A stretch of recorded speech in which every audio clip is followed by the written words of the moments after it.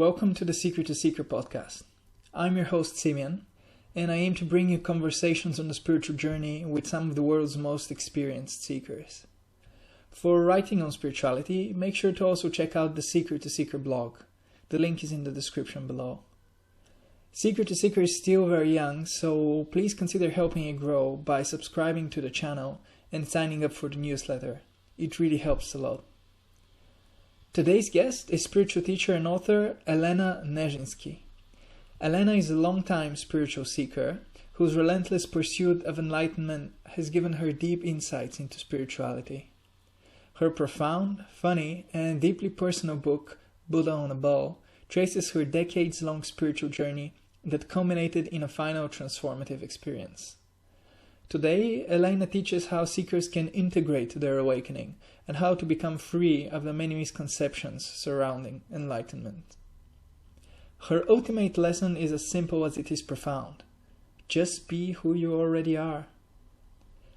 This is by far the funniest and also one of the richest conversations I've recorded so far, so I'm really excited about sharing it with you. Elena's sincerity and depth of experience make her truly one of a kind, and she brings a fresh new reading of spirituality that will be helpful to many of us. It sure was helpful to me. If you'd like to follow Elena, make sure to check out her YouTube channel and her website. They're both linked in the description below. Many thanks to Elena for appearing on the podcast and to all our viewers for walking the path of awakening. Enjoy. What I was saying is that I found your book in a very interesting moment because so I had been meditating for some time. I discovered meditation like a year and a half ago, so pretty new. But in the last like half a year, I've been becoming more and more serious, for my standards. And then in the last couple of months, I had made it my routine to meditate every morning, do quite a long, an hour-long meditation, which for me was quite long. And then the first few weeks, it was really pleasurable, and it really helped me grow. But then at some point, it became routine, and it became something I have to do. And then one morning I would realize that I just sit on my chair, start meditating, and I'm 40 more minutes, 30 more minutes, 20 more, and I would just wait for it to end and then continue with my day. And at that moment I knew that something was wrong. So I didn't exactly know what to do. Do I just give up with meditation? Do I just go back to my previous way of living? So I was kind of really not sure what to do. And then your book came, and you sent it to me, and then I read it in 2 sittings. I just laid on the bed, on my bed, grabbed the book and just went through it. It just goes so quickly, and it's really engaging. But not only engaging, it was really comforting to read it. Because I think you've called it, the subheading is something like a practical guide to enlightenment. I would also say it's like a no bullshit guide to enlightenment. You really, you really go straight through all the, bullshit that people, that has surrounded enlightenment. And then you're very clear, and you just dispel many traps that we fall into because you're so experienced. So yeah, thank you for your book, Buddha on a Bow. It's great. Mm-hmm. And that's why I wanted to start us to record right away our conversation, and not to talk privately and then to record, because people really love this real connection, this real conversation, this real talks. Because what's happened is something private happening in life of the teachers, and then they go and step on a stage or sit on a throne or a stool in a circle, and it's a different mind state, and it projects some kind of an image of a teacher into the world, which in one way it can be helpful, but in in another way, it's really an obstacle for our own development, because we constantly compare. And what we compare is basically mind state of a seeker. Like I came for example, I came to the satsang, and I sit there, and I am in a role of a seeker. I am in a role of a spiritual aspirant. And I sit there and I look at the teacher, and I see the role of a teacher. And they are in a different mind state than they were at home cooking eggs. You know what I mean? Or Yeah. drinking coffee and communicating with their spouse and so on, with their children. And what if their children are in trouble, so unruly children? It all affects mind state. But then they come and sit in a satsang in a expanded mind state, different mind state. And that creates a projection that these teachers are so in this mind state all the time, which is absolutely, it's an illusion. It's not true. It's not true. Of course, there is a levels of development, but also it's all fluctuates too. And that's why I wanted us to start right away to talk, because it's a real conversation. And I just wanted to say that it's very important for us spiritual aspirants, spiritual seekers, to understand that there is different mind states, and they are changing all the time. It's impermanence. It's constantly changing the mind states. And so the teachers are as well in the same impermanence, constantly changing mind state. While you're in the body, with the senses, with the mind, it's always changing mind states. They may be more aware about this. They may be more conscious, but it's the same impermanence working on everyone. So that's why I wrote a book and I talk in my videos, because it feels like my aim here. And sometimes I exaggerate it more than probably because I want to bring sort of a balance, you know. There is a lot of admiration of the teachers, and comparing yourself to the teachers, comparing yourself to those who are experienced, to those who evolved, or whatever you call it. That comparison is very detrimental. It's very much like an obstacle. So I exaggerate from my side for this very purpose. So it's kind of like hit you like, wait a second, we are all here. It's impermanence. It's playing these roles with these characters here, and they're in a role of a teacher. I'm in a role of a spiritual student, aspirant, meditator right now. I just want to show that side. So it will be more respect and love and dignity in your own life, in your own being. You know what I mean? I want to return that attention from being so focused on the others, even the biggest, to your own, because we are our own. We can, our being contains everything, basically. We just think, the mind have this idea that we are lacking something. That's why we look outside. And it's good to look, it's okay that I continue to talk? Yeah, go on. Okay. It's okay that that we look outside and learn something, because we learn in school math, right? We don't know math. We go and listen to a teacher on the. We don't follow math teacher the whole life, right? We don't. We take something from them in school.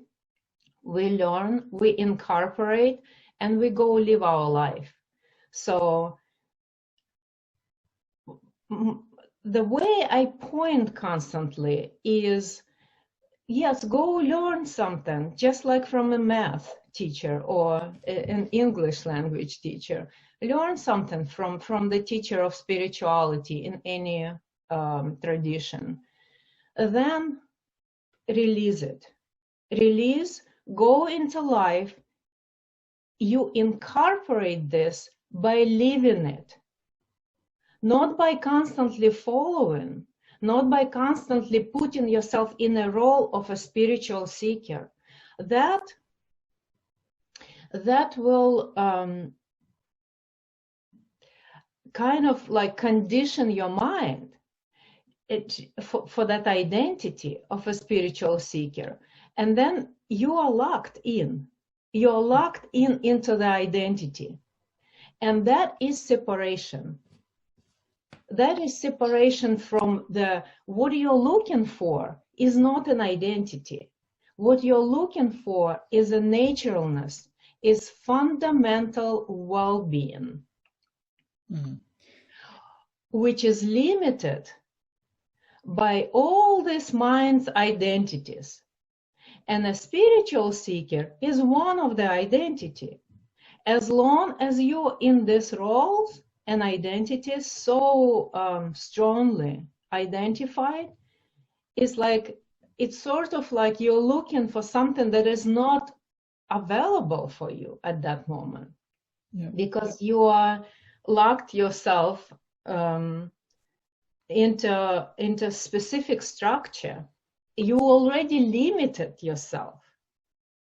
Yeah, but how do you balance this complete acceptance of yourself with still having to learn and still having to grow? Because it's very easy, especially with like people who are into spirituality and who have practiced some spiritual practice.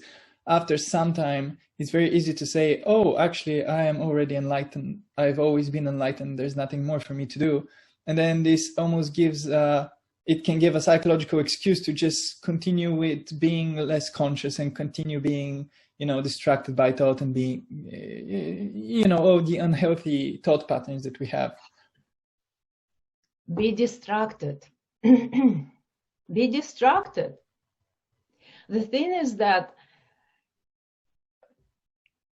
this drive to expand the mind is not really yours anyway. It's there or it's not there. So the balance is, well, everybody will bring this subject in a different way, because everybody had their own path or no path.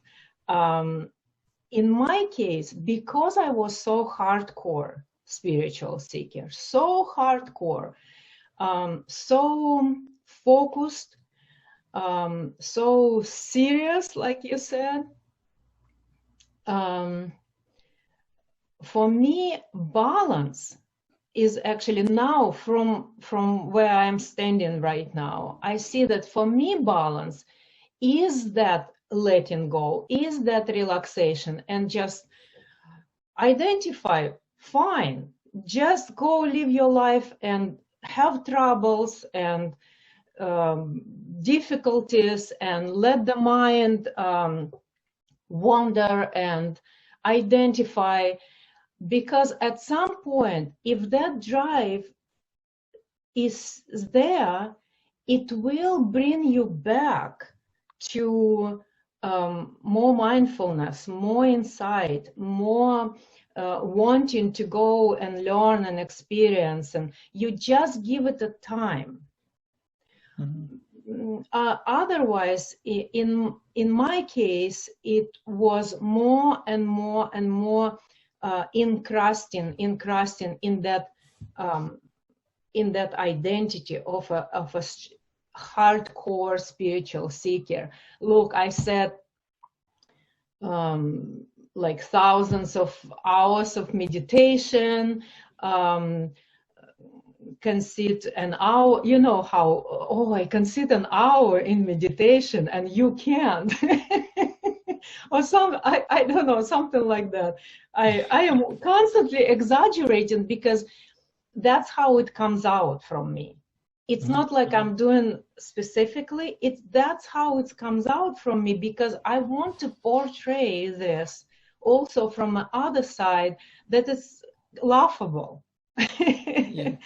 No, I agree. But do you also agree that there are some people for whom, well, this lesson of being in yourself and accepting yourself for who you are was the right lesson for you? But do you agree that some people, that's the wrong message for them, and some people, for them, it's good to kind of follow this seeker identity, and at some point maybe they will reach a point where they no longer need it, kind of like, you know, you need a raft to cross the shore to the other shore, but then you leave the raft. So do you agree that this message is good for you and other hardcore seekers or people like you, but not for everybody? It probably was good for me. Because it happened. You know, what is the mind can talk about different scenarios, but what happened is happened. That is real. That Yeah. So I know where you're going. You want me to tell you that for you it's needed. Well, and you're right. You're right. It's needed. Because that's where your interest lies. Yeah. See how it's very simple. Where is your interest?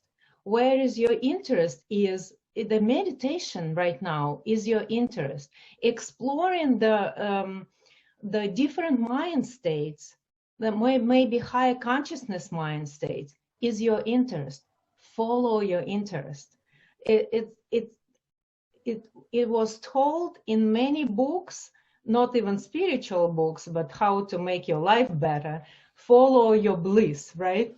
Yeah, yeah. So follow your bliss, and your bliss is, I call it interest, where the mind is naturally fall on some subject and want to explore. That would be the most natural to go there. So that's how it is. And when you say there are some people who are maybe less disciplined and they try to meditate and then they kind of like leave it, it's not because they are less disciplined. I am not disciplined at all.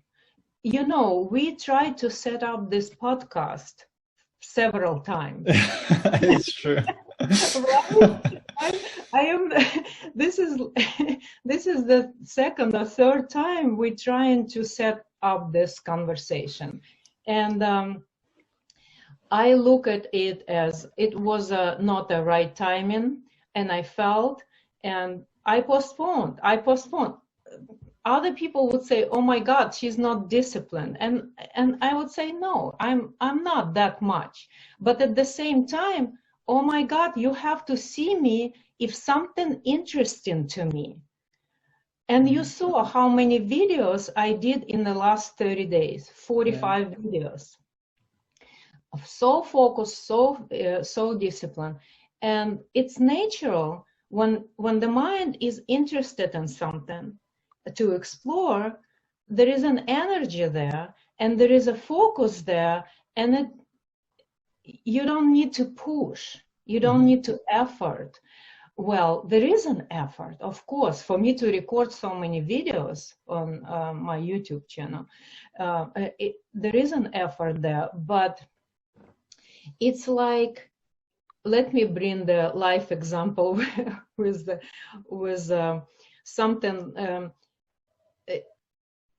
It's the same thing, like people say, like, for example, you're doing podcast right now. It's a lot of effort, I understand. But your mind is so interested right now to learn about everything and to meet with people and to talk about these things. So that effort, any obstacles that will arise, they're not stopping you. It's like in business, the same thing, though I'm not a businessman, but I love to bring all these like life examples too. Yeah. When you choose a profession or you have a business that you really love to do, that is interesting for your mind to explore, you can have any kind of obstacle that will not stop you. If the obstacle is stopping you, then you're not doing something which is yours, basically. You're doing for all kinds of different reasons, but it's not really the gist what your mind wants to explore. Yeah. So the same is with spiritual search. Imagine spiritual search is like a business. The same thing. Any obstacle. Right now you have an obstacle. You sat down and you were like not into meditation. That's an obstacle.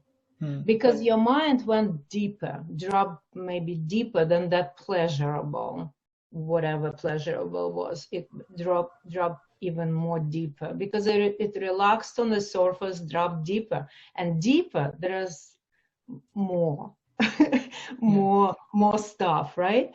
And so that stuff is kind of like, and we don't even know what it is. We have no idea what it is. It's some deeper stuff that came out, and the mind doesn't want to deal with it yet. It doesn't want to see, it doesn't want to feel, it doesn't want to sense it at all. So then it creates this all kinds of mind states that, like, for example, in you, it was sort of like a boredom. Yeah. Right. It's a mind state of boredom. Yeah. And it's sort of like a veil, like a protection to what is behind. So if your mind is really interested to what is behind, this boredom in meditation will not be an obstacle that big that you quit. Yeah. It can be for people. I knew people who would leave retreat, for example, because usually when you sit in a retreat, and I sit in Vipassana retreats mostly. When you sit in serious retreat, the first couple of days, the first several days, it's all the surface mind stuff, and it can be for some people overwhelming, so much thoughts. What do you mean of the surface mind stuff? Like thoughts, thinking about, you came to the retreat from your life, all these thoughts about your life and your work and your family, and all this is preoccupying basically your meditation. It's different for different people, different for you every time you come to the retreat. I'm just talking, for example, right? And then for me, what was happening mostly, like on a third day, I would hit the boredom. Oh my God, it's so boring. It's so boring. And there is no end to that boredom, because it's not sitting an hour, it's sitting the whole day. And then mind thinks, and then tomorrow, and then and then another 8 days. Oh my God. And the boredom is very difficult mind state to sit through. it's a big obstacle. Falling asleep too. It's all obstacles to because there is some processes going on in the mind, and so when the first layers, kind of like the first thought, like lots of thoughts go away, and it's not just sitting 1 hour, it's sitting all day basically, you know. So it's like the thinking can exaggerate, and you sit through this specific technique, you know, like not really following your thoughts. Of course, sometimes you follow, sometimes you, and so on. But then this boredom is very interesting mind state because, and it's very difficult because thoughts entertaining, boredom not very much. And only if there is this mechanism in your mind, which is you have no control of, if your being is interested in this or not, you have no control of. Your mind have no control of. Mind have a boredom mind state. Why would you stay? Why would you persevere and sit in that boredom hour after hour after hour? Because there is something bigger there that is in play, right? So that's when you ask me, so how would you say for people who don't have a discipline or they don't want to effort and so on, I would say find something that is interesting for you, follow that. And then you never know, that may be one step, and when maybe you will try for a month and then you come back to meditation. You never know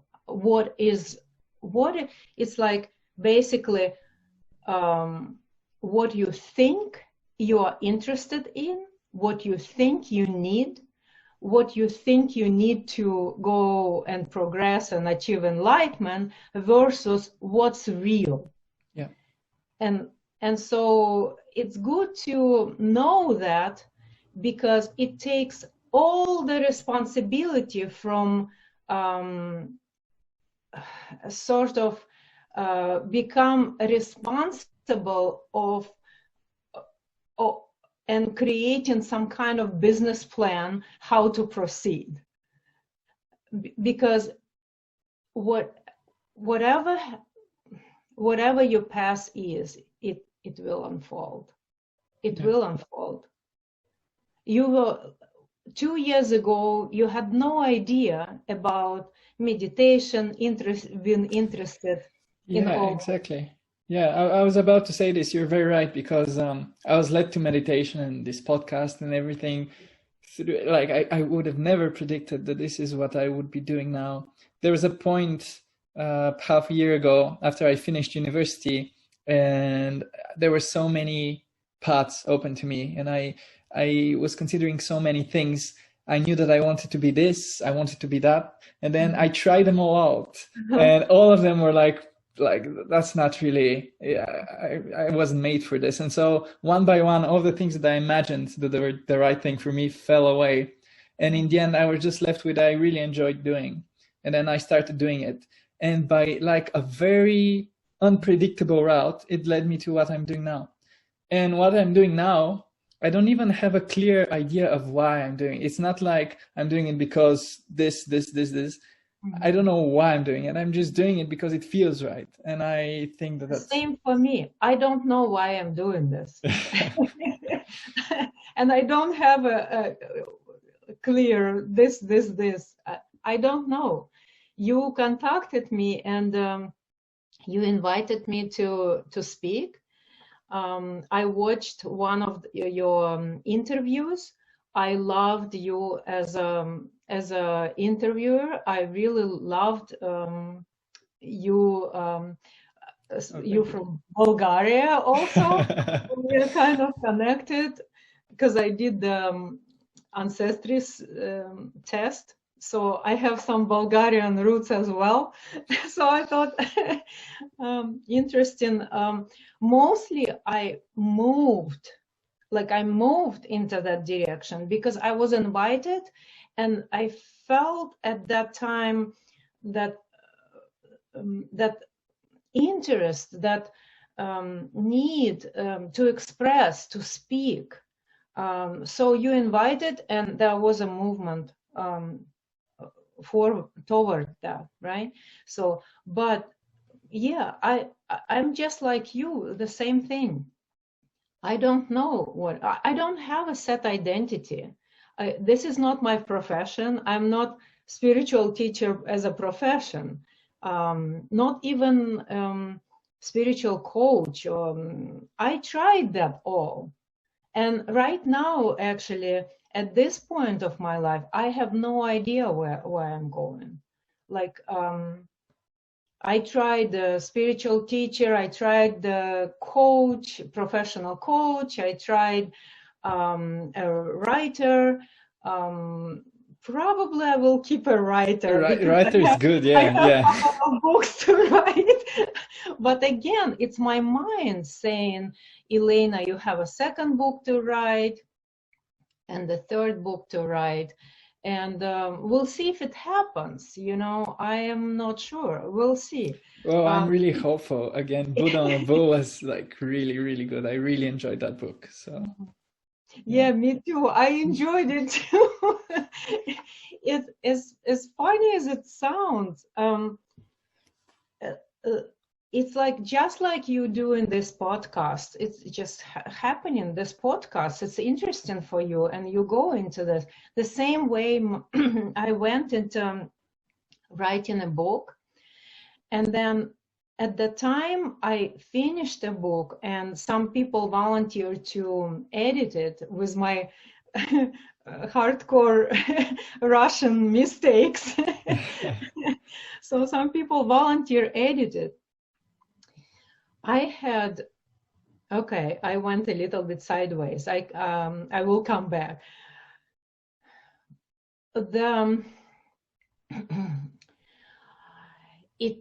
It's not that I finished, or it's an end, or it's like I'm done. You know how people say I'm enlightened. Not at all like this. This doesn't happen like this, because enlightenment is, awakeness is, but there is nobody, the person can't get enlightened, the person can't get awake. We talk like this. Of course, we use the language. We use the language like this. Mm-hmm. But in reality, it's not the case. So basically, it's constantly changing while this consciousness project itself through this being, through this organism, through this body. It's constantly and communicating in a social realm. It's constantly different experiences and changes and so on, and it's all deepening. It's all deepening, especially if you relax into that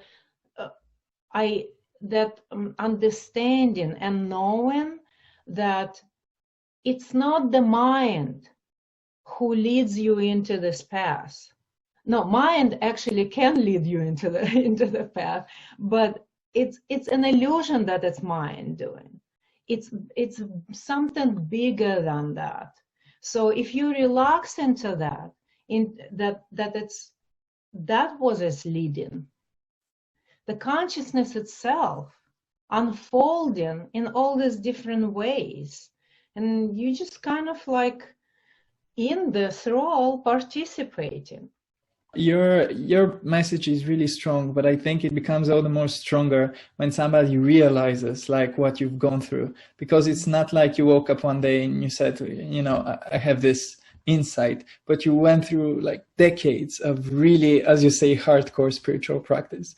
So I just think it would be interesting for people to kind of know, and for me too, to kind of know about your path more generally. What were the different stages that you went through? What are some of the things that you went in, and what did you learn from them?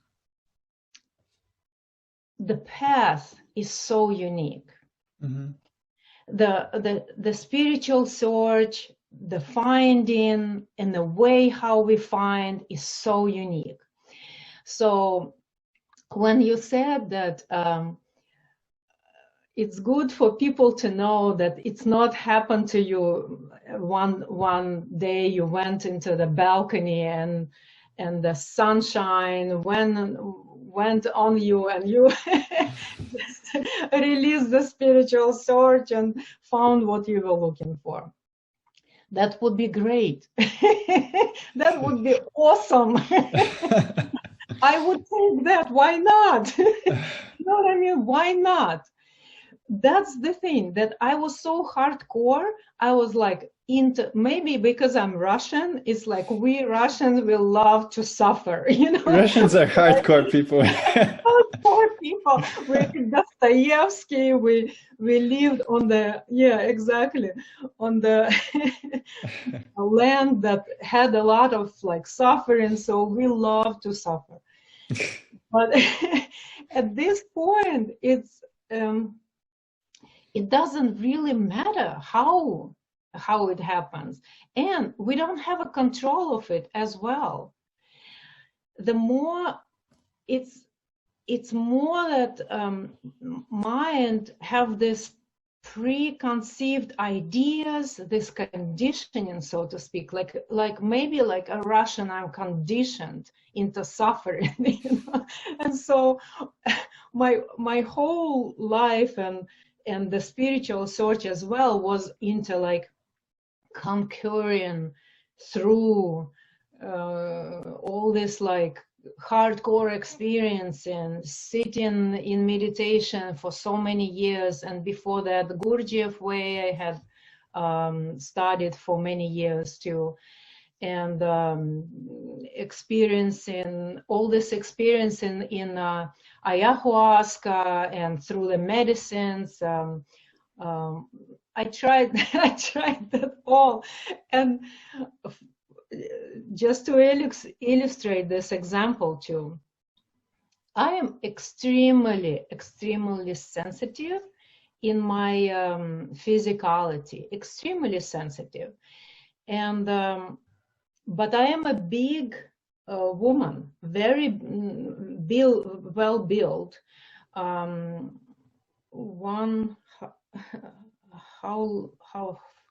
I'm trying to size myself. I think you're taller than me, but I am a tall woman and very sturdy build. So every time I would go into ayahuasca experience, right? And I was told, and my mind would believe, and I would see the shaman as some kind of like really big authority that understand what's going on, and they kind of see you through, you know, like almost like magically see you and understand how much ayahuasca you need to drink. And every time they would look at me, I'm a big woman in comparison to maybe some shorter woman, some like with a narrow bone structure. They would give me much more than I needed. And I was thinking, this is what I need, because the bigger suffering, the big quicker enlightenment. You know, and I would drink that would be so much for me, because even though I'm become very sensitive, and I believe that for many years, that they know better than I know, experiencing what I was experiencing. And that was way too much for, like, I was overwhelmed with senses and what was going on. So much. So it was too much. You couldn't learn that much from it because it was too intense. It was so intense that one one ceremony, I think it was 2000, and probably it was my last ayahuasca ceremony. I think it was year 2000. No, it was year 2012. And it was a like end of the Mayan calendar, I think. Oh, yes, yeah. 2012, right? Yeah. So I went into this ayahuasca ceremony because everybody was talking about the end of the world, Mayan calendar ends. That was a perfect timing, the Mayan thing, perfect timing for enlightenment. So take ayahuasca at the end of the world. That sounds like a good the idea. end of the world, right? So it was 50 people in that ceremony, and I went into such a painful experience that I was so loud, and there was 50 people around, and they all were playing instruments. It was amazing, beautiful ceremony, but I was just completely raw, like yelling, you know, it's because it was so much for my body, I just was raw like that. So the shaman came, and he said, we will take you to another room. And immediately consciousness switched, the mind state switched, and I said, I'm gonna stay here. It just all the suffering, and it's like, I'm staying here. And they back off because they saw it, what's going on, but it was just too much for my. And as soon as they left, I started again. And all night like this, all night. And the more I was going into this, the harder people were playing instruments, and they were also in ayahuasca, right, ceremony, and they took ayahuasca all night like this. And then at some point, it finally like lightened up, right? And I laughed. And as soon as I laughed, everybody laughed. Like they are, oh my God, thanks God. And the next morning, the shaman said, I want to invite the woman who had the most difficult journey and bless us all. So I went and was blessing everybody with like blessed water and stuff. I wanted to talk about this because at that time I was thinking, the more you suffer, the faster you get enlightened, or you understand, or you come to some kind of resolution. I saw it as a right thing to do, so to speak. Now, from this standpoint, I understand that every time they were giving me, that was too much. And I would come in the middle of the night and drink another one, and then another one, because that was my conditioning, the hardcoreness of Dostoevsky. Yeah. No, I think there's a lot in what you say. I know other people who share this. I also share it as well, but I know others who have it more, where we get attached to the suffering, and we only feel like we're making progress if we're really pushing ourselves. And then if by the end of our work we're kind of destroyed physically and you know, physically and mentally, we feel like, yes, like this is how it must be, we've really done the best work we can. And then I think this can be very unhealthy. Yeah.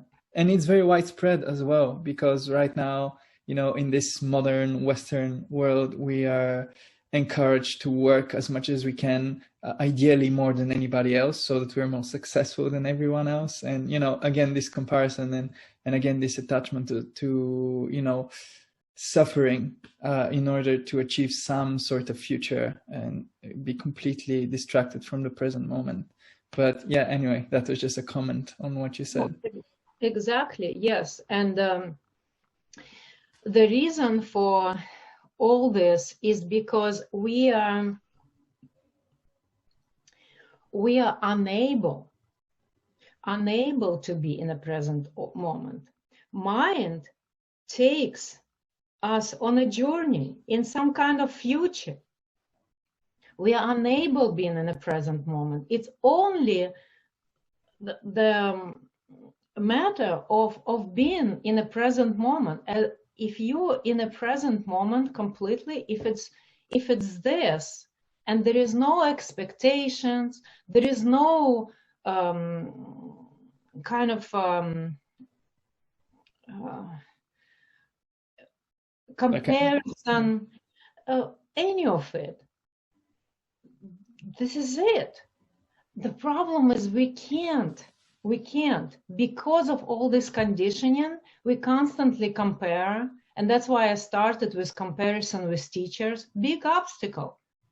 That will keep you going forward and forward and forward. At the same time, is it a choice? No.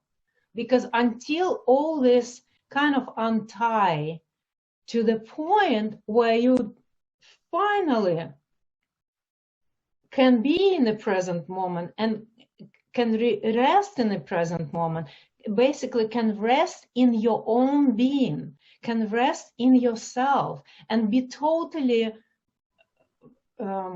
fulfilled, I don't know, satisfied, be totally complete, be totally complete in yourself at this very moment, in yourself.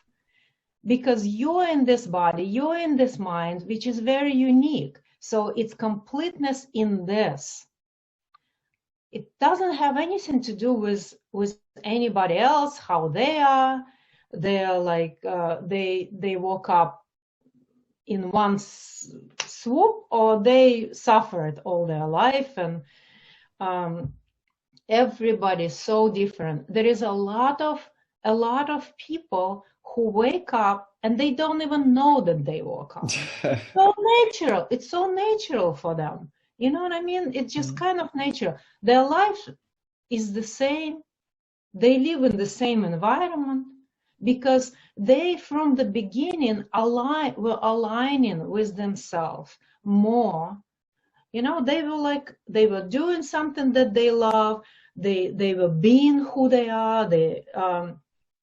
And so if they woke up into something, I don't know, smoke some marijuana, for example, sitting like a Rasta, like a lot of Rastas, right? Rastafarians, awake, they don't make a big deal about it, you know? Or a lot of other people who are like, it can be a great musician playing the piano and being one with the music. That's enlightened moment when there is only music there. They don't make a big deal about it. It seems like we make a big deal because we suffered so much. We were so removed from who we are into some kind of identity, ideas, what were imposed on us. So we were playing something that is not us. And because of that, we can't be complete. We are constantly doing and looking outside. And that's why we are seeking for relief from that feeling of so being uncomfortable, of so much or depressed, or in all kinds of ways. When we are not complete and can't rest in ourselves, the mind state is constantly either unrest or depressed or unsatisfied or whatever, right? So because of that, we are seeking, and we are seeking in different ways. One of the ways we come across is a spiritual path, is a spiritual way. And then when it finally happens, when we start to rest in ourselves, when we drop and like we are okay with ourselves, and we can be in this moment without trying to change ourselves, we make such a big deal about it because the contrast is so big. How we will not live in ourselves, how we were not rested in ourselves, how we were constantly looking outside, how we were seeking constantly, how we were seeking for some future event that will happen. And here was always some kind of anxiety, or we are not doing right, we are not correct, or I need to be better, follow like others, like this teacher, or whatever. I'm just giving some examples, but that is unrest. Yeah. To live in that unrest, and then suddenly that unrest is gone, and you're fine as you are right now. It's a big contrast. So because of that big contrast, we make a big deal from this whole endeavor of a spirituality. We make it more than it is. A lot of people who come to that rest in a different way, like I said, go on a balcony, sit down, and the sun shine on your face, and you realize that basically this construct of being a person, right? It's an illusionary. It's all what's here and what's happening, and that can be just like that. Somebody just sit down and realize that, stand up from that chair, go into their life, have no verbal reference what happened, you know, like they maybe not seeking anything. They just relaxed and they continue to live their life, play their piano, do their business, and do podcasts, whatever, and I'm not making a big deal from that shift. That shift was not very intense, very visible in them. It just, because of some people have this contrast, it's so visible, and those people are more likely to come and talk about it. Why? Because having that, not loving yourself so much for 50 years, for example, in my case, of course, I want to others to have this, my point of view from what I found, what I learned, like you said, right? Of course, I want to touch them so they snap out of it. They snap out somehow from this illusionary thing that they will find something in the future. And it may not work. It may not work, but it may work for one. And because of that, I say yes to speak, because I want somebody to hear this, which would be helpful maybe for me before too. Because when I was in this hardcoreness seeking, right, the only what I met with, and I'm not saying that it should have been different, or I don't know, but what I met with is the same hardcore practices, teachers, and concentration, and sitting for until your legs fall off and so on. So I bring a different perspective now, so maybe it works for some people, and then that's it. It's just a relaxation in this present moment, in your own unique mind, in your own unique beingness. Mm-hmm. And then I have to ask, once you had this experience of release, did you abandon all of the practices that you've been doing? Because, for example, the way I meditate is that I was introduced by Sam Harris. He has an amazing app, the Waking Up app. And he also like gives some talks and things. And he talks about meditation in this way, that it's useful to think about it in the same way that you think about brushing your teeth. It's not something very big as far as you do it every day. Like, you just do it because it's good for you.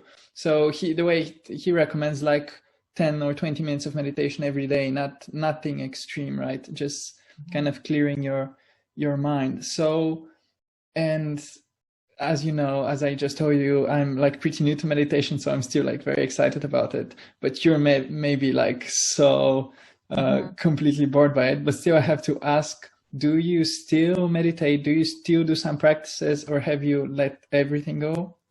How do you go about it?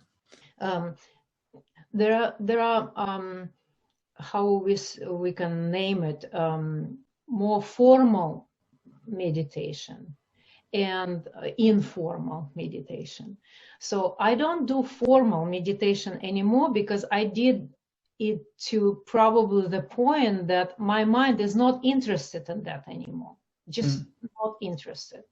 And I don't see a reason to sit and with this, like, if I sit right now, I would have the same, 10 minutes, 5 minutes, 2 minutes, the same thing I would have, because I don't do that. So it's not like brushing my teeth.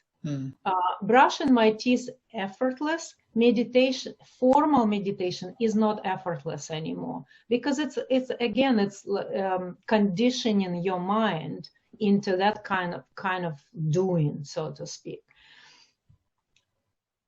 And that dropped completely in 2012.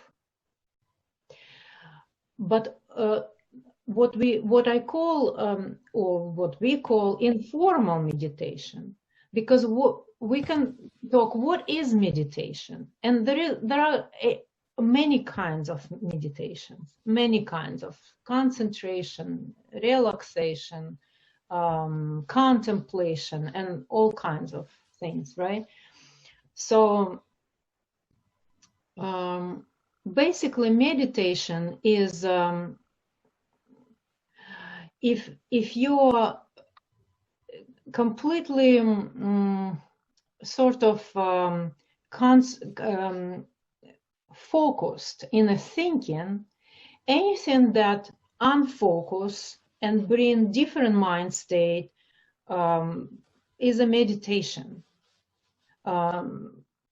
Basically, meditation is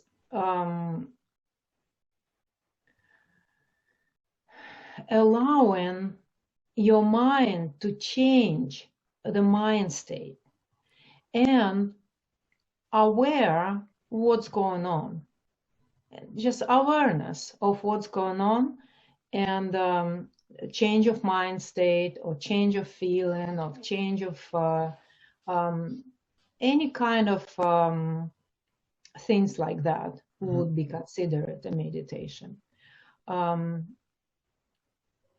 I know there are hardcore people would say, no, the meditation is this way or this way or this way. I'm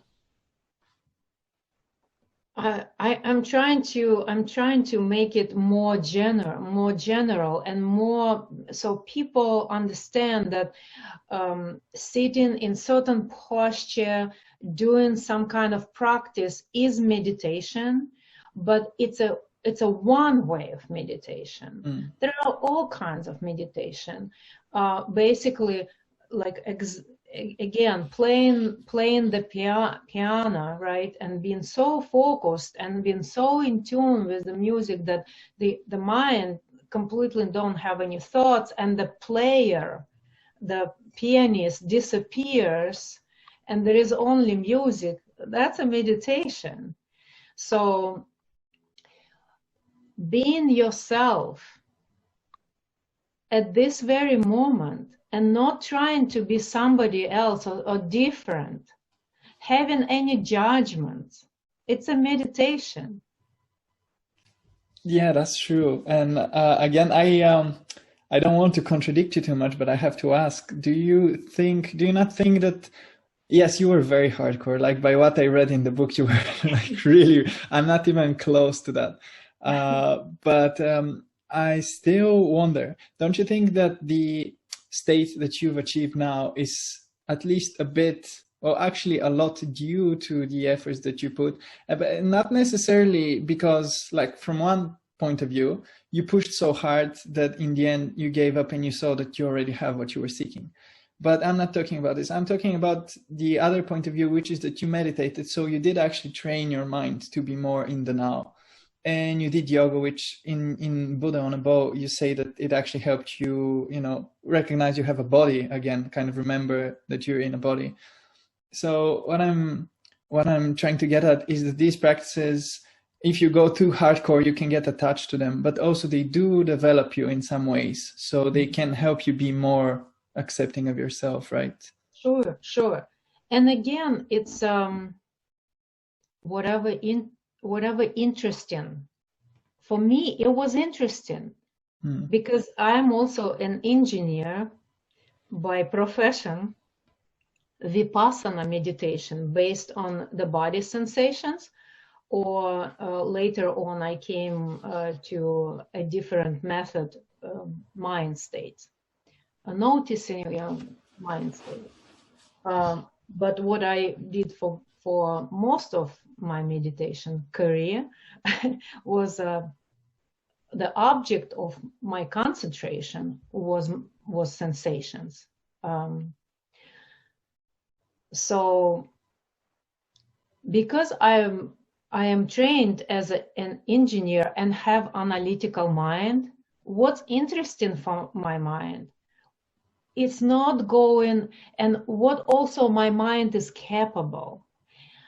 See, with my analytical mind, if I would go to the forest and sit down and listen to the birds and inhale fresh air, and it would be maybe enough experience for somebody else to drop that seeker, to drop that identity of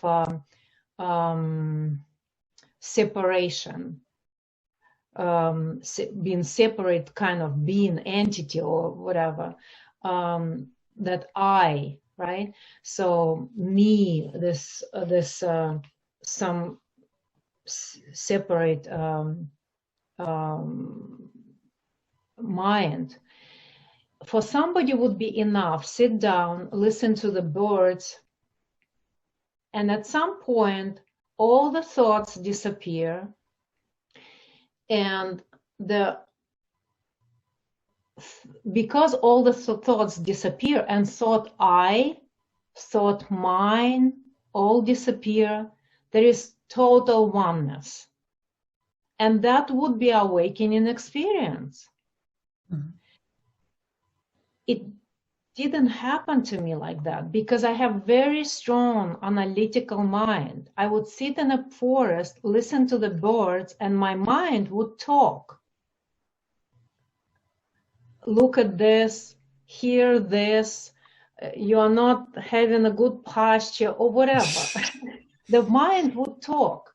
So in my case, I needed an object of attention to put my mind on some concentration object of, and that would be, for me, it worked the sensations or any other mind of object of meditation, like a breath, right? The inhale and exhale and feeling the breath. And that's how Vipassana starts. You start with the breath and then you go more concentrated. Then you, where the breath touches your skin, put the attention there, noticing that, and so on. And then you start to sweep the body, the sensations and so on. And it goes deeper, deeper, deeper. The more you sit, especially in the retreat, it goes really deep.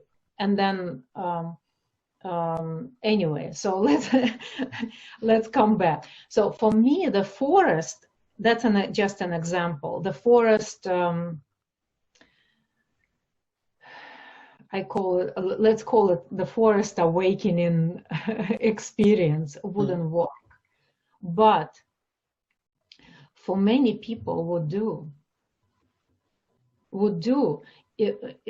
You live in a big city, you go to the forest, you sit down, and you give yourself time to sit by the fire, watch the stars, watch sunset, and suddenly you are one. Your oneness. There is no you, actually. It's just oneness. It happened to my mom on the ocean. Amazing, because my mom is kind of was a middle-aged, regular Russian woman who was very deep conditioned. And that experience that happened to her, of course, did not make out of her Ramana Maharshi or somebody enlightened forever, but she had an experience of being on the ocean. And what happened that I left her on the ocean and I went by my day. And happened that I went for too long. I had to come back, for example, in 2 hours. I came back in 4 hours. And while she was there, because she was just there and nobody was around, there was just ocean, her and a chair. That's all.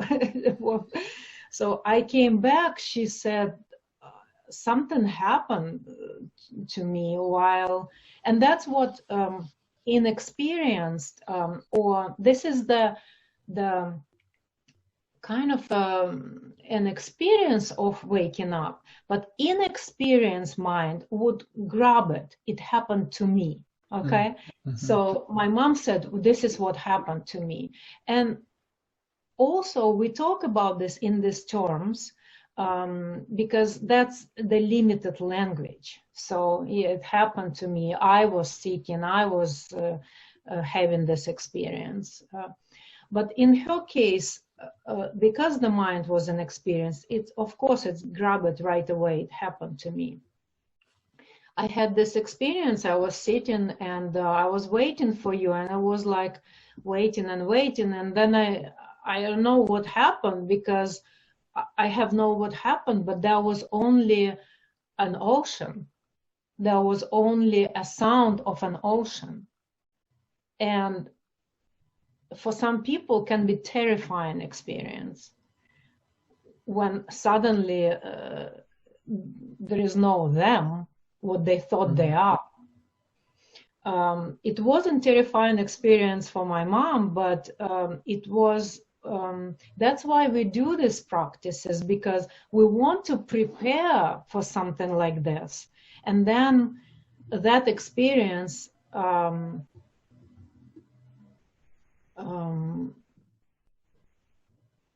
bring more wisdom. The wisdom that arises from experience like this is instead of identification right away. This is what happened to me, and all the old conditioning back, and basically this is it. So that's why we are practicing the concentration, the meditation, and so on, because when this kind of things happen, there is a wisdom arising. The mind is not that strong. We know that we're not right away identify with that. So I just brought that experience of how it happened with my mom. because there are people who, a lot of people like that, and they have no idea what happened to them. And or some, it happens often when somebody who's very close to us dies, and this wisdom arises of impermanence of this human life, or this fragility of you know, the person was here and then he's not. It sort of shocks the mind out of the usual what do we do with that person. So it's just shocking for the mind, and it's kind of give up for a second, right? And this wisdom comes, and then it's it depends again what happened like after. It can be just opening and then closing again and going by your life. And but in my case, because my mind is very analytical, and this kind of mind needs needs the concentration training, because otherwise it's impossible to come to that space where mind gives up. It's basically tiring the mind, training the mind, and tiring the mind to the point that it gives up. Yeah, there's a... How simple it is. It's like, that's how it sounds very, like I say, glorified meditation and spiritual path. It's basically tiring the mind to the point that it's like, shut off. Yeah. And at that moment, there is no mind. Or people would say big mind, instead of this mind's thinking mind, the linear mind. It's a wisdom mind, or it's no mind. People call it in different ways. But the main point is that the awakening experience, and you can call it enlightenment experience. It is enlightenment experience. When there is this wisdom arises, that there is no separate entity behind this thinking mind. Yeah. Wait. And then we have to live that. Yeah. And then we have to live that, you know. And that is the whole. I have a feeling that a lot of people seeking, it's not. They're seeking for more awakening. They're seeking for enlightenment that stays. They already had an awakening experience. They already had that insight. They already they had that experience of no mind or no thought, oneness, whatever. You can. It's all available right now. You can go and do some medicine practices and have these experiences. The thing is that it doesn't stay, because it's a higher consciousness mind state that cannot stay in this conditioned way, because the consciousness, after the expansion, the consciousness will again come back in this way. And the brain is the same, with all the grooves that already is there, the all conditioned grooves. In the experience of expansion, there are changes in the brain.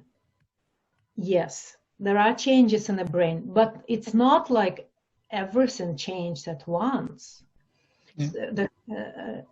Again, we come back to with the same conditioned mind, because the same grooves are there, and then a lot of spiritual seekers, they are in that stage when they did have an awakening experience, but they disregard it because it doesn't look to them right now, how they are right now, when they compare to somebody else. Mm-hmm. They compare to some teachers and they see that I'm completely unawake, I'm completely lost, I'm completely identified, I have to, and who's talking? That's mind talking. That's the mind talking. What I should do, how I proceed, it's all mind talking. In connection to what you just said, one of my previous guests, Jeff Oliver, he was a Buddhist monk for 8 years. So he was in a monastery. It was like very formal. So I asked him, what is his understanding of the word enlightenment? Because people use the word for everything, literally. And so it's difficult to understand what it really means. And so I asked him, has he met any people that he truly believes are enlightened? And to my surprise, he said yes. He said that in this monastery that he was, there were those very senior monks. And he said that there was something different when you looked at them compared to other people, other monks, in the sense that you look in them at them and they act just like normal people, but there's the sense that they're not there. He used very interesting words. He said they almost look like they're not physical, but they're like spiritual. And then this reminded me of Ram Dass, who would talk about his spiritual guru, Maharaji. And he said that whenever he would look in Maharaji's eyes, he would see vast emptiness, like this is just emptiness. So this makes me think that maybe there is some difference, that there is some real change that can be achieved through very sustained practice. And so, yeah, that's my question, because you've been like really into this. Is it possible to be mindful all the time? And have you encountered people who genuinely seem like they have changed their nature due to spiritual practice? Or do you think this is all bullshit? My mind has a provocative flavor. So it want to go and challenge everything, you know. Yeah. So when you were saying about Ram Dass, what he said, right? My mind wants to challenge that. Seriously, because we don't know. He said that because at that point, I remember myself how I was looking at the teachers. I could see in any teacher there like emptiness in their eyes, you know, or whatever, or aura shining from them. In my view, it's when we idolize that, when we really seek it, we can idolize, we can assign this kind of things, you know, and that may be very much true what Ram Dass saw. I don't know, but because I am in this kind of like I have this nature, right? I challenged everything. And that's my contribution, you know. Maybe somebody would never challenge this, and then this woman comes and challenge everything, and that will shock, you know. Oh, okay, so maybe next time I'll ask this person if he is enlightened, because I remember that in Vipassana, it was even not considered, it's not polite, but I forgot this word right now.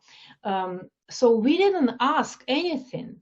We didn't ask anybody's experiences, what's going on with any teachers and so on. And so there is a lot of projection, you know, who is who and who experienced what and so on. And what's his name? I met one monk, Vipassana monk, right? Let me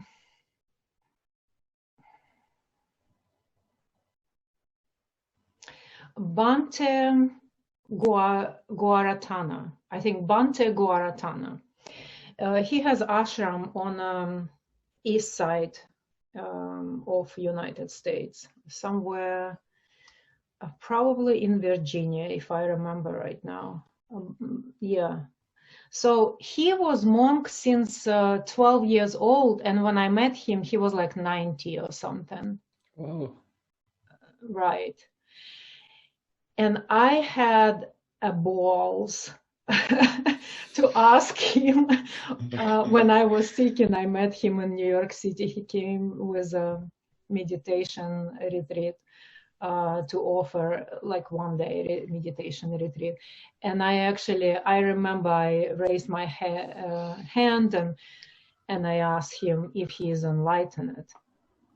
And if enlightenment and awakening like is the same, because some people talk about enlightenment, some people talk about awakening. So that was the most boldest moment in a spiritual seeker career, when I actually had that. And maybe for young people it's different, because as somebody who is 50 right now, 51 or 52, I can't tell you right now exactly, but we were raised in certain way, and all the spiritual path was in certain way. So for me to ask somebody if they're enlightened, it's sort of like very impolite, you know. Aren't you see why you need to ask? You know what I mean? You have to see yourself, or imagine.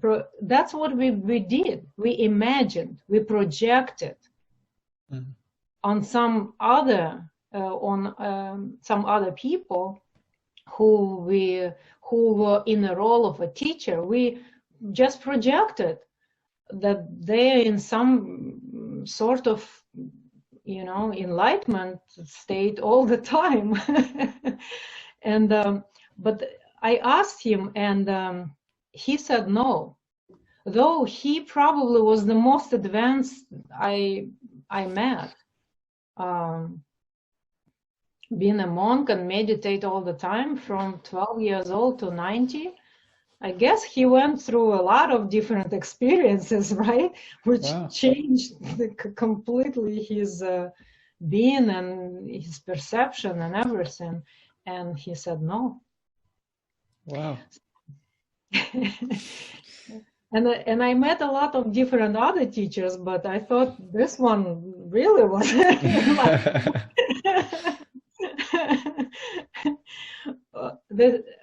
here is the deal, okay? He said no because, well, now that's again my projection right now, because at that point when I asked him, he checked with his mind state, and the mind state at that moment maybe was not fully expanded. Maybe it was limited in some. Maybe he had some pain, and he was in struggle with that pain at that moment. You never know what's going on, but that's the point, that the mind state is temporary. The state of mind I call mind state is temporary. It's changing all the time. Maybe at that moment when I asked him, are you enlightened? He checked and his mind state was more contracted. Or maybe he took my question, are you enlightened? You as some kind of entity can't be enlightened, because entity is always contraction, is always some kind of contraction, tension there. And enlightenment, awakening experience, enlightenment experience is a total expansion. So you can't really be enlightened. We just talk like this. People say about there are different levels of course, development in a way that people talk about stabilization, stabilizing sort of how much you stabilized in a state of being where your mind is not automatic, is not automatically going left and right and back and front and react to all of the stimulus from outside. So I don't know why he said no at that point, right? But that was a good experience to experience. Yeah. Also, I want to pick up on this second interpretation which you had, which is, you mentioned it before, and also you have it in your book, how, you cannot be enlightened and I cannot be, because if there is enlightenment, there is no self, right?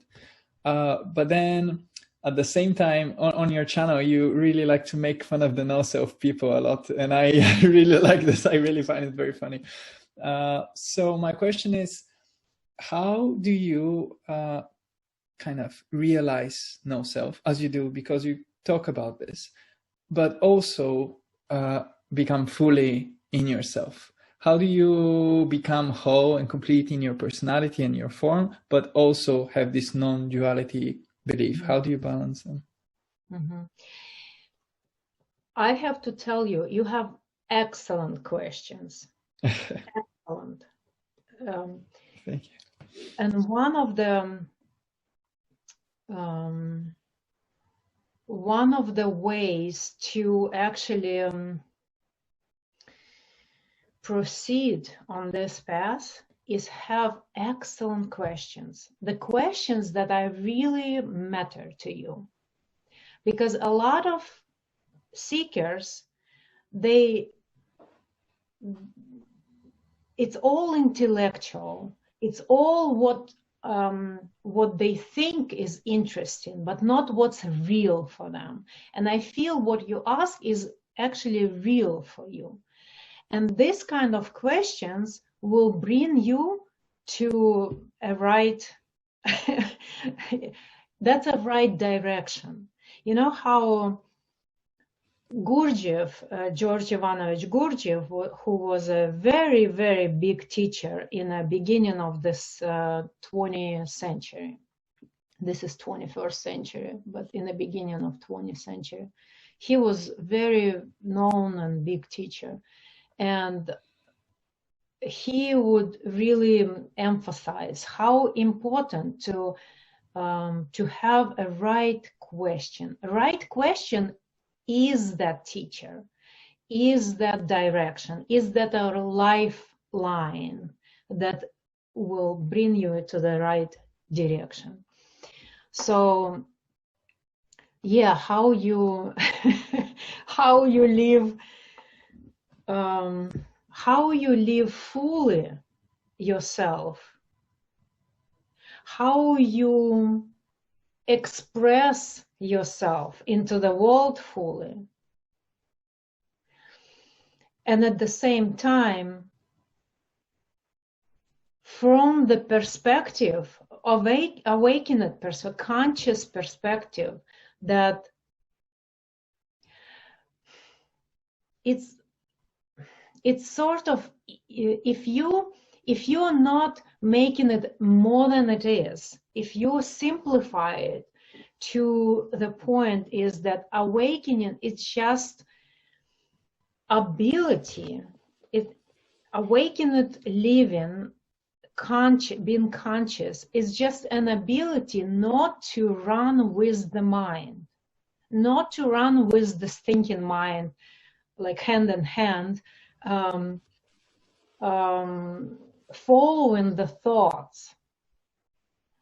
If you wake up to that the mind is just a part, it's just like the same, like feelings, sensations, thoughts, it's what's happening. It's like rain, sunshine, snow, different phenomena in nature. The snow. Who is doing the snow? It's just snowing. Yeah. Who is doing the rain? It's just raining. There is no entity behind that. It's just raining. It's just snowing. It's just wind, right? So different phenomena in nature. Different phenomena in nature. Yeah. Sensing, thinking, hearing, speaking, different phenomena is going on. Yeah. So it's just a knowing. It's just a knowing. And then with all these different phenomena, basically the spiritual seeker who is very much identified with thoughts is just basically being very much identified with rain. You know? Mm-hmm. It just like, or let's say it just very, very much identify with a sunny day. And then the rain come and you're like depressed. Oh my God, today is rain. I will sit at home, blah, blah, blah. But you don't do that, right? Like rain, you just got an umbrella and go. So if you have thoughts running in your head, it doesn't mean that you are not conscious. Today is raining. And the thoughts, it doesn't stop you to be in the world. It doesn't stop you to express yourself in the world. Yeah. So you're saying in the same way to kind of treat thoughts and feelings and sensations in the body literally as on the same plane of reality as, you know, snow, rain, wind, and all of that kind of stuff. Sure, exactly. And that will help this perspective that I just kind of brought up. I don't know where it came from, but I like it myself. I It's like good, how this perspective is more humane perspective. It's more human perspective. Is because yes, you can go and sit in a cave or close yourself, like I sat in a called cell. It's 2 by 2 or maybe 1 by 1 actually. You sit in a complete darkness. It's a soundproof, and you meditate to the point that will create a mind state of total, how in Buddhism call limitless mind.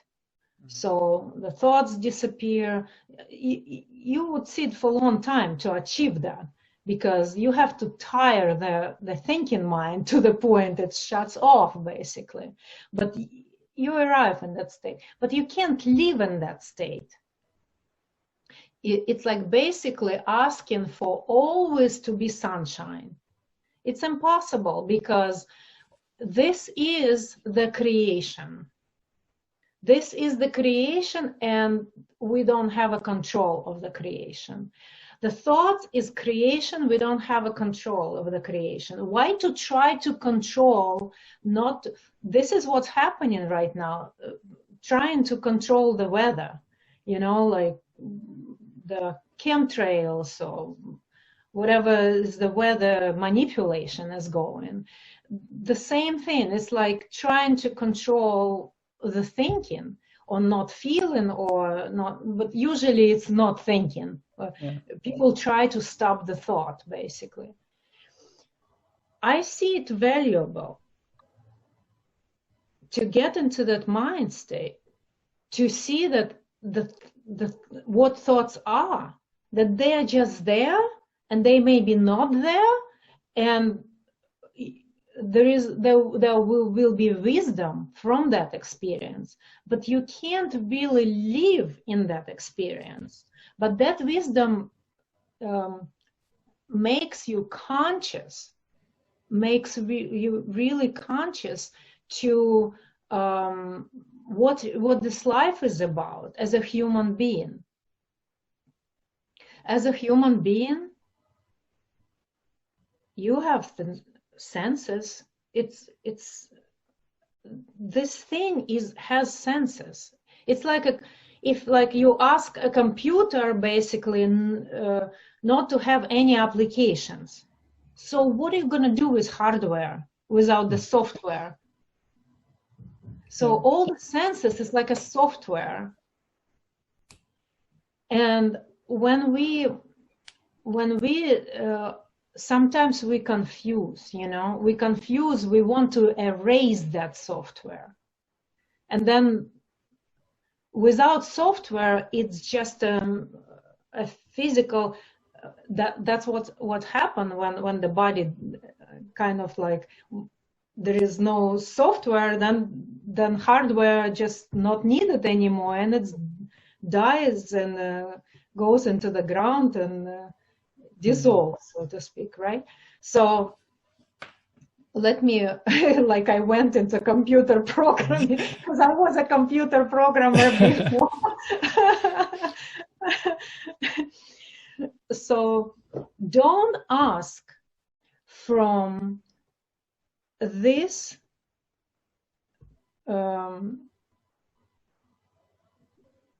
creation.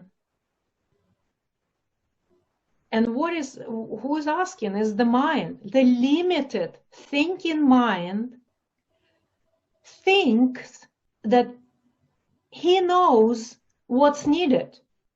It's such a limited thing. It's like taking a hammer and trying to type on a computer keyboard with the hammer.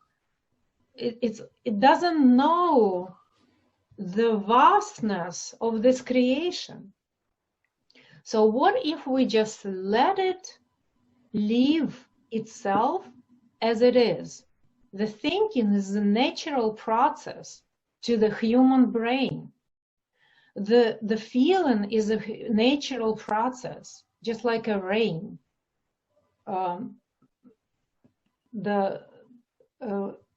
The whole thing is created so brilliantly.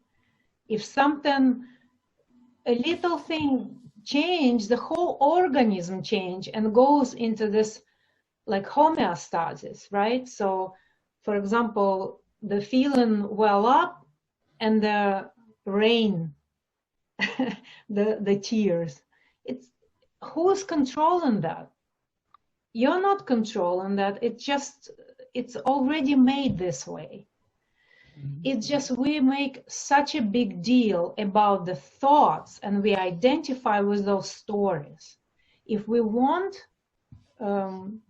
basically run with that process more than anything, then we don't spend energy on this.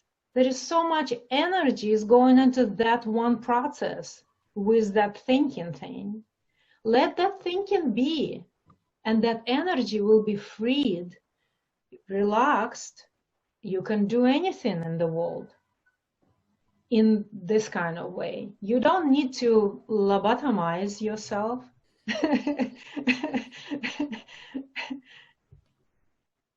Yeah.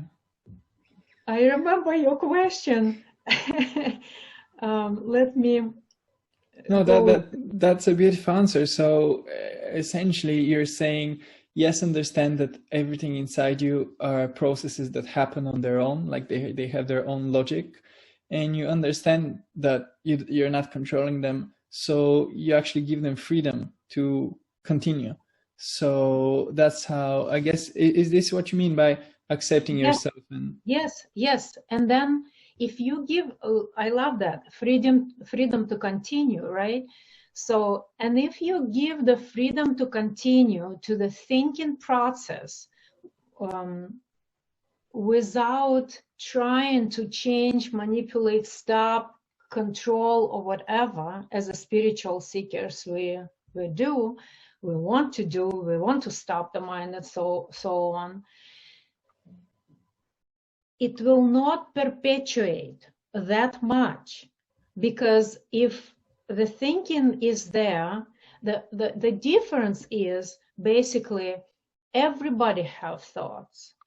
But if you really identify with that and you run with that, you go with that, then it creates more thoughts, and you go into that story and you're so immersed into the story, all the focus in that story, all the energy in that story, and that's how basically people live. Mm-hmm. Like in this, all these concepts basically. But if you let the thinking be there, the thoughts be there, right, and you're not that much identify with them, then all that focus into one direction returns. You can feel more, you can breathe fully, because you didn't forget about it. you can feel the whole being more. It's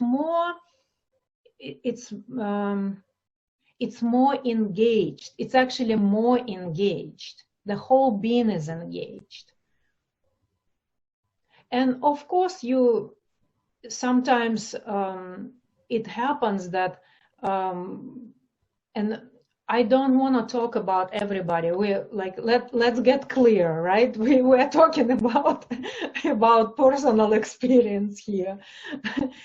Because there are minds that can be more empty of thoughts and less empty of thoughts. There are Apple computers and Dell computers and typewriters and all kinds of different machines, and same with the mind. The mind can run more thoughts, less thoughts. It depends on the individual mind. It depends on the brain. It depends on everything. So, as I said before, my mind is analytical. It's an sort of an engineer, let's say engineer mind, right? Or I would say not actually engineer, it's a science. I have a mind of scientist. My mind loves details and explore and question them and go into that and explore to the end. So there are minds that for them is best meditation zoom out. They would sit, like I said, on a nature, for example, watching sunset, and suddenly mind shuts off. And it's only this sunset, right? And there are minds that go into that emptiness, going in and investigating and deconstructing.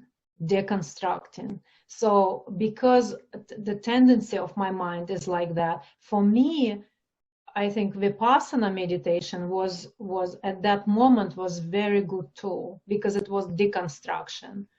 Because if you put me into the practice that, and that's why I'll tell you, I've heard Adyashanti when he just started. You know Adyashanti, right? Yeah. When he just started, a long time ago, and I felt with my whole being that what he is talking about is something true. But my mind could not grasp that at all, because my mind was trying to grasp. That mind was, for that mind, it was not enough just sit and do nothing and just shut off. Like, it couldn't. I had to give some food for my mind to kind of chew in.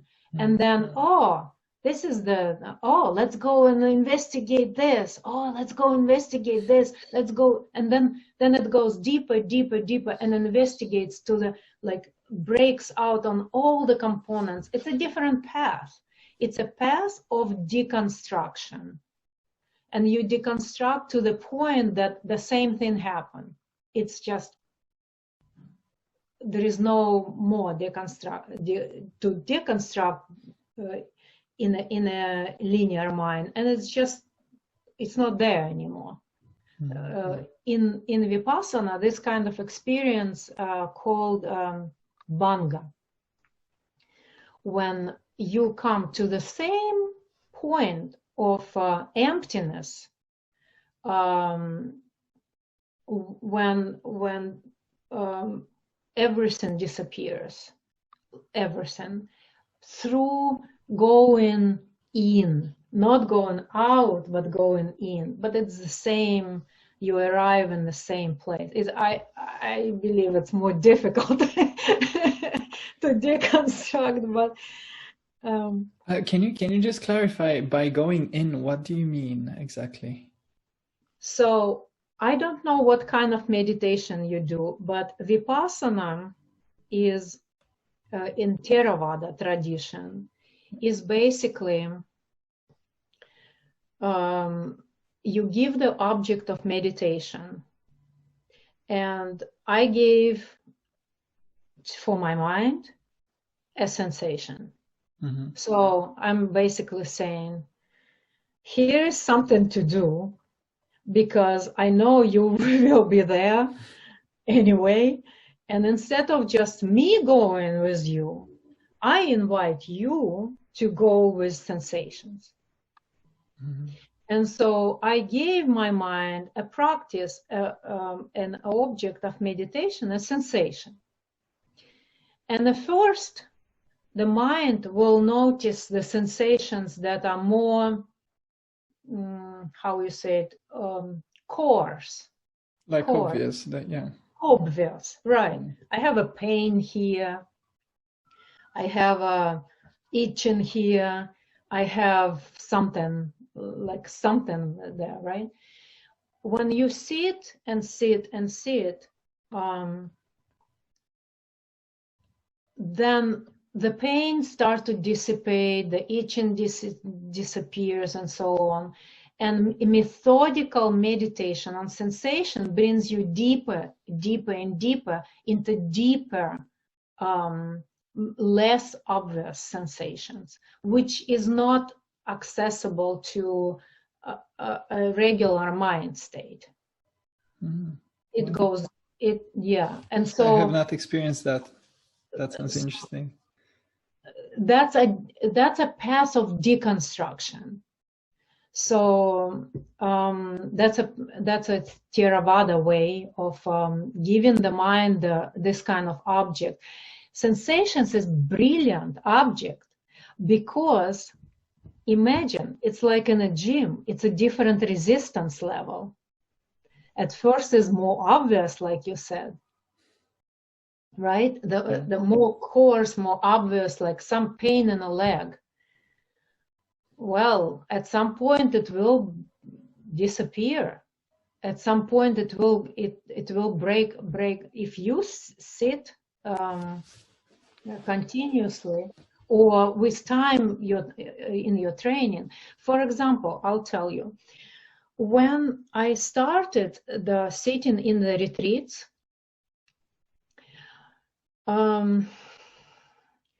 when you get very, very quiet, when you still your body completely and your mind starts to still, then the stuff start to arise. And that's what I say, the stuff start to arise. The different sensations start to arise from the deeper, from the more the depths of the mind. Those sensations start to arise.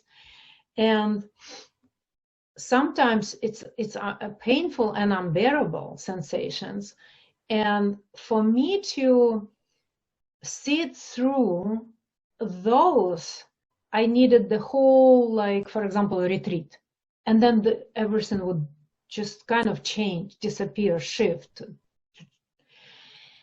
Then it started to, this cycle would become less and less, like couple of days, a day, one sitting, the whole shift. You would sit and feel you would not make it to the next moment. That's how painful it is, for example. Mm-hmm. And then by the end of the sitting, it's all gone. So that's what I mean by it's not like you specifically doing any deconstruction yourself. You just allow everything come up by stilling your body completely and focusing your mind on some object. For me, it was sensations. And sensations, as I said, it's so brilliant because it has different level of resistance. When the mind can concentrate on a pain, some people can't concentrate even on a pain because they will be in the mind thinking how poor they are. Oh my God, I'm so poor. All this pain. Oh my God, I can't do it. Like blah, blah, blah. Right? So the first, they need to take that attention to the pain itself. That's a first level of resistance.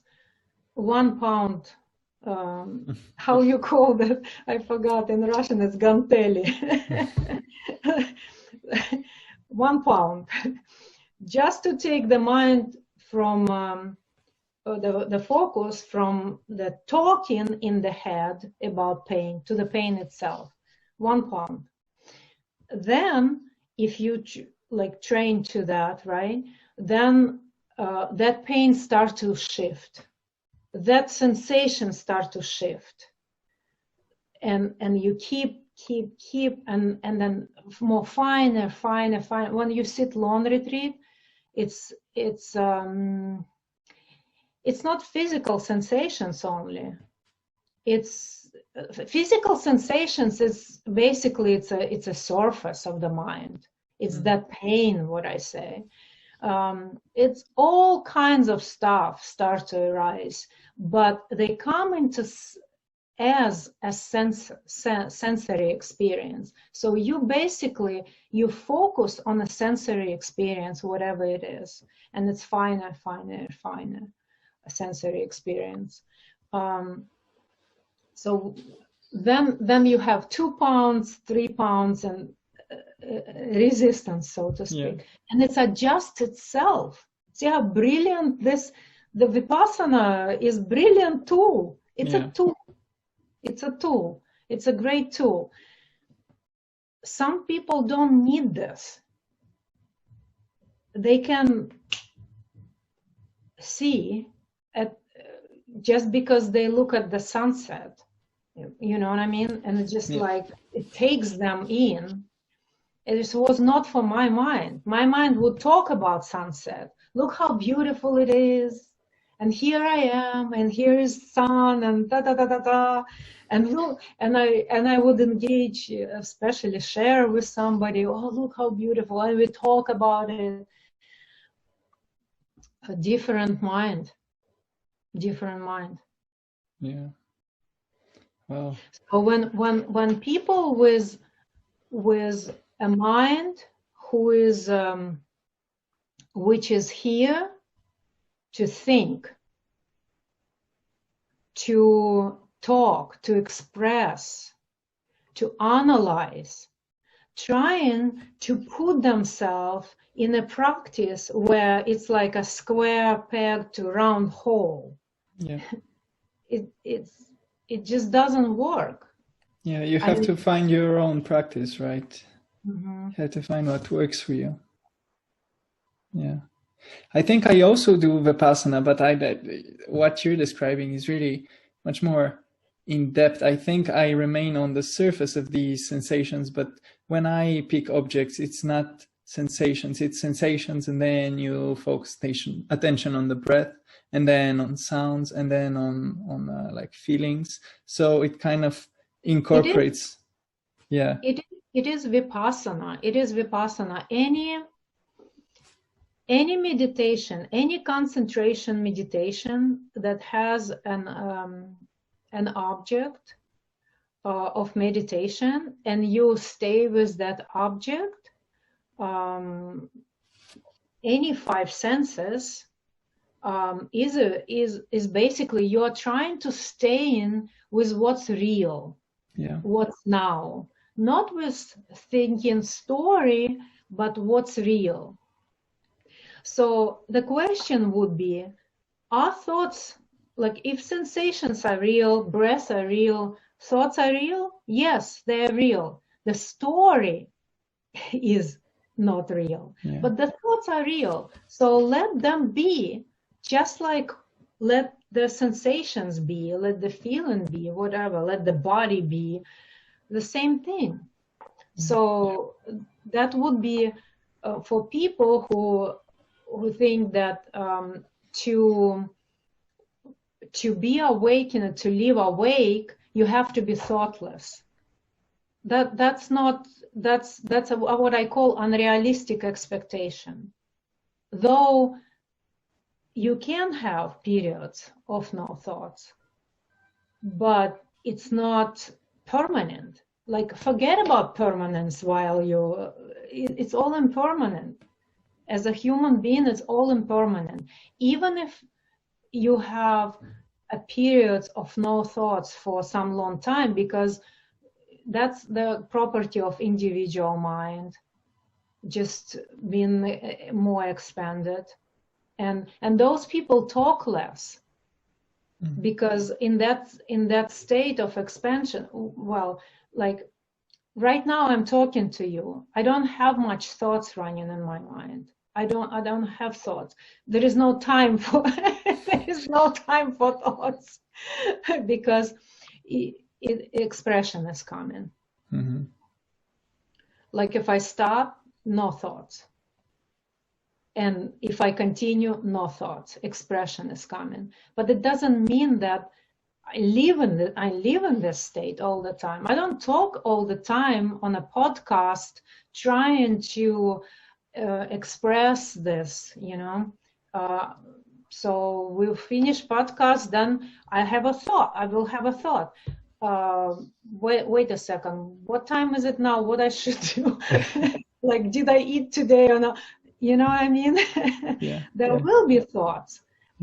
It just not engaging in the stories of very common poor me story, right? Like, oh my God, poor me. I meditate so long and I'm not awake yet, and look at this, all these teachers and all the people and that would be engaging in a stories of the mind. But thoughts, no problem if the thoughts are there.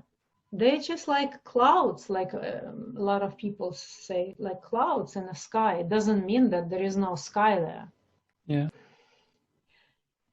You know how people say the goal is in a journey? A lot of people ask me, what is the meaning of life? And what is the meaning of life? Is the journey, is living. Is not the any kind of goal at the end. It's actually what's going right now, like what's living itself. What helped me when I sat, and it was very painful, or it was boredom, and I was in a retreat, and when you want to jump out of your own skin, what helped me is this: just be right now. Whatever is going on is enough. Is enough. You're already doing like all you're asked, basically, because this consciousness basically smashed, fixed in this point of view, your individuality, your individual mind. It's already enough. Whatever is going on, just that helped me.